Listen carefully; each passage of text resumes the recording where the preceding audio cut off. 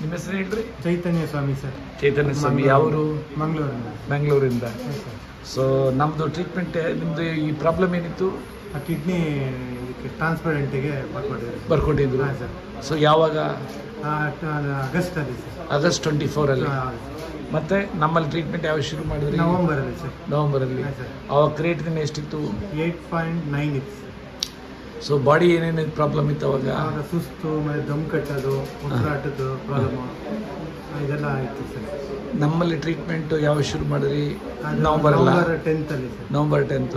ಅದು ತೊಗೊಂಡ್ಮೇಲೆ ಎಷ್ಟು ದಿನಕ್ಕೆ ದಮ್ಮೆಲ್ಲ ಹೊಟ್ಟೋಯ್ತು? 4 ಡೇಸಲ್ಲಿ ನನಗೆ ಡಯಾಲಿಸಿಸ್ ಬೇಡ ಅಂತ ಹೇಳಿ.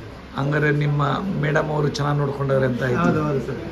ಮತ್ತೆ ಡಯಟ್ ಕರೆಕ್ಟಾಗಿ ಫಾಲೋಅಪ್ ಮಾಡ್ತಾ ಇದ್ದೀವಿ. ನೀವು ಹೇಳಿದ್ದು ಅದು ಫಾಲೋಅಪ್ ಮಾಡಿದ್ರೆ ಎಲ್ಲರಿಗೂ ಇದರಿಂದ ಹೊರಬರ್ಬೋದು.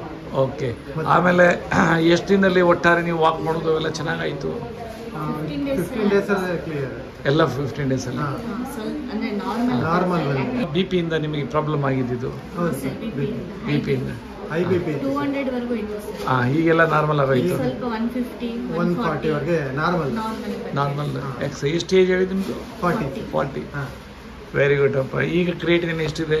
ಈಗ 5.6 ಇದೆ. 5.67. EGFR ರೇಟು ಮೊದಲು ಎಷ್ಟಿತ್ತು? 10% ಇತ್ತು ಸರ್. ಈಗ 12 ಆಗಿದೆ. ಇನ್ನೂ ಚೆನ್ನಾಗ್ತದೆ. ಇದು 2 ತಿಂಗಳಿಗೆ ಇದು. ಎಕ್ಸಲೆಂಟ್ ಅಮ್ಮ, ಎಕ್ಸಲೆಂಟ್.